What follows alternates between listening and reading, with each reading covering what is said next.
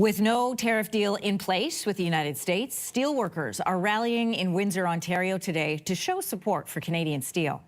United Steelworker Union members and other industry leaders are calling on Ottawa to repatriate the domestic market with Canadian-made steel to help support our steelworkers. For a closer look at the issue, we're joined this morning by Barry Zelikman. He's the CEO of Zelikman Industries, and his company operates both here in Canada and south of the border. Good morning.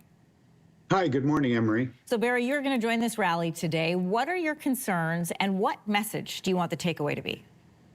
Yeah, the issue really goes back much further than just the current tariffs that are in place. I mean, our government spends a lot of tax dollars and puts a lot of money into infrastructure and helping projects, all across our country. And it would only make sense that when we use our tax dollars, we're using them for Canadian-based products to support Canadian businesses, Canadian workers, and Canadian communities. So this has gone on for a long time. I mean, we've, used our tax dollars to attract business here and to do projects, but at the expense of Canadian businesses. So, in particular now, we're in a battle. We like to ship a lot of steel to the U.S. and of course there's tariffs there, and we're really inundated with offshore imports into our market. The Canadian steel industry only has 35% market share domestically. The rest are taken up by imports. The vast majority of those come from offshore. So, we're asking the Canadian government in times like this to push those offshore imports out.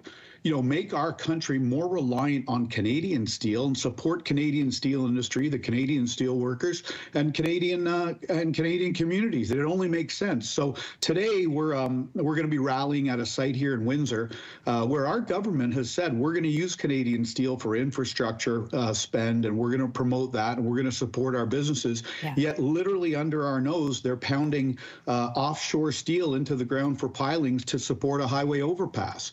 And I don't think they're doing this maliciously. They just don't know the extent to where this goes. And we want to make the general public aware of that, to put pressure on the politicians to use Canadian steel and support our industry where it's perfectly acceptable to do so. I think it only makes common sense. Barry, I want to get your reaction to something. So yesterday, Industry Minister Melanie Joly was talking about the government's three-pronged approach to help boost and build key industries like steel. And she points to their procurement plan and using Canadian steel in their housing and other major project plans. How far do you think this is going to go in protecting industries like yours? Is it what you're asking for? Look, it's great. It's a good first step. But what they don't realize is that unless you block these illegally traded imports that come in here and erode and disrupt our market, these steel imports are made in countries that have lax environmental controls, You're have talking about China in particular? labor laws. China's one, but certainly Vietnam, Thailand, Korea, Turkey, all of these. Here we are trying to green our steel industry and green our country, yet we're rewarding countries who don't do that and let them bring it in without tariffs and with unfettered access to our markets. So, you can't kind of talk out of both sides of your mouth. So we want them to block those imports out. And let our industry backfill our Canadian market. That way our relief valve doesn't have to be the U.S., which is the only other logical market we can ship into, and then have, all of that excess capacity going to the U.S., irking them and causing trade tensions. We feel that if we can push those offshore imports out, backfill our market, and have a more balanced trading relationship with the U.S., that'll bring down the temperature and obviously, hopefully get rid of those duties, because the U.S. does need access to our market for steel products as well, and we can have a very balanced and mutually beneficial trading relationship there. So I applaud what the minister's doing, but they need to do a lot more with these illegally traded and dumped imports here, which have forced our steel industry to move our product into the U.S.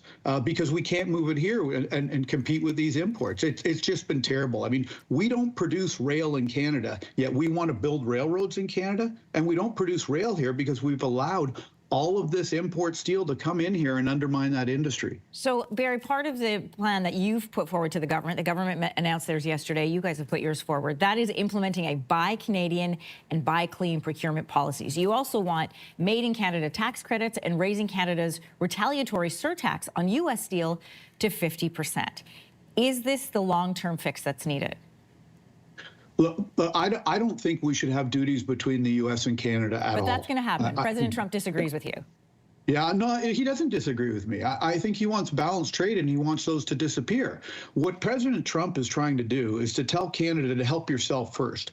You know, we've been a back door to other countries to move product through Canada and into the U.S., and the U.S. has had enough of it. You know, I've seen it happen.